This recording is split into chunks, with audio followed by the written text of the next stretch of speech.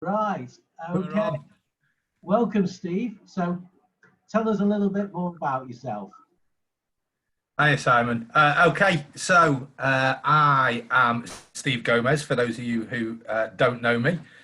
I am the owner of Amiga Finance, which is a finance brokerage that's based in Cheadle in Stockport.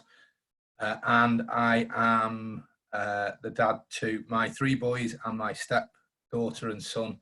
So 5 kids together, which normally is an absolute dream. They're all good as gold, as you can imagine. And for those of you who also have children that are locked down at the moment, the last couple of days have been interesting, to say the very least. I bet. So you mentioned Amiga. Where did you come from to get to Amiga? How did all that happen?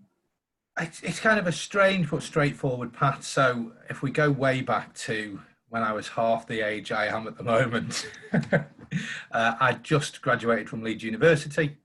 I'd got a degree in chemistry and materials engineering, and having taken a summer job working for Barclays Bank, I dropped into the financial services sector,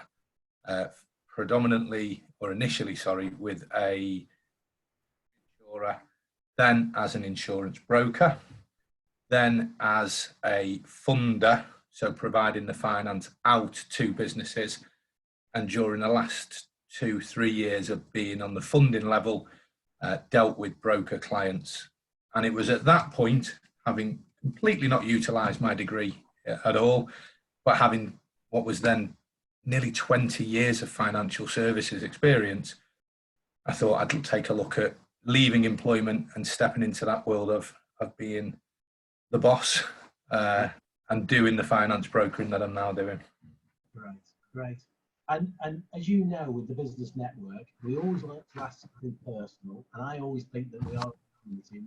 We should know more about each other. So going on the personal side, hobbies, passions. You mentioned the kids already. But what do you do in your spare time, Steve? Hobbies go out the window when you've got 5 kids. Again, for those of you who know me, I'm a Liverpool football fan. This has been an absolutely fantastic season. We have won the European Cup at the back end of last season. We went on and won the World Club Championship. We're 25 points clear, and then coronavirus shuts the league down. Much to your joy, Simon, I know, and the other Manchester fans in the network. But certainly a Liverpool football fan. Getting over to see them play as often as I can, which isn't as often as I'd like. Outside of that, and the kids, which are front and centre.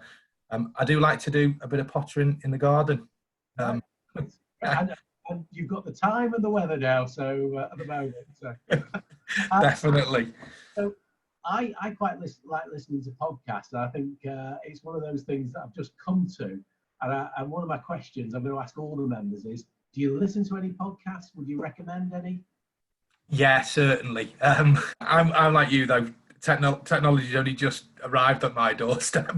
So podcasts are this wonderful thing.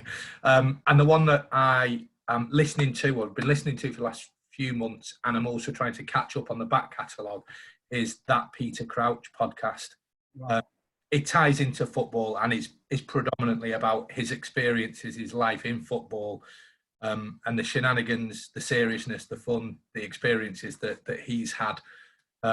So that's the one that takes up my time, if indeed I get time to lie in bed and put the earphones in, zone out on everything. Things go quiet, yeah. Yeah, definitely. Obviously, people are going to be doing a bit of reading as well. So is there a book you'd recommend we should all pick up? Do you know what? I wish I read more than I do. I've got a wonderful bookcase downstairs. It's 7 foot wide, 4.5, 5 foot tall. It's rammed full of books from my childhood, all the Terry Pratchett books. There's a heck of a lot of autobiographies, Gaza, Pele, Stephen Gerrard. There's tons of books on there, and every time I hear about another book that I know I want to read, I buy it and it goes on the bookcase with all of the others, and it hasn't been read. So there really isn't a specific book I can go, that's a great one for now, unfortunately. But if anyone wants to suggest a book to me for my bookcase for when I get a chance to read them, more than happy to listen. I'll keep watching these little videos, because I'm sure there'll be some good ones coming out. And Definitely. Final question is, any words of wisdom? You know, we're going through extremely, unprecedented circumstances at the moment. Some people will not be have never worked from home before, and using the technology. Anything you'd like to share with us? Yeah, certainly. I mean, I touched on it with your researcher 20 minutes ago when we had a brief chat, but having worked from home for the 10 years that I was employed as a regional director, regional business manager, there needed to be a routine, a discipline to it. Having moved into self-employed life, that is still the same. You tend to work from home before you get an office, before you employ staff. And now that we're all locked down, it kind of goes all the way back to it. Have a routine. Know what time you're getting up. Know what time you're starting work. And if the kids are there, what time they're starting school, if you like. Have your breaks and make sure they're in. Have your lunch and know what time you're finishing as well. There's a lot of stress. There's a lot of things that will be running through people's minds. And actually, that downtime, that time to, if you like, go and sit in the garden is as important as sitting in front of the computer and doing the day job. So the advice would be certainly a routine. Even if you have to write it down and pin it on the wall, get a routine in place. Brilliant, brilliant. Well, Steve, really, thanks so much. I dropped this on you short notice. It's been great. Thank you. We're the guinea pigs for the next few now. We're going to see how this one.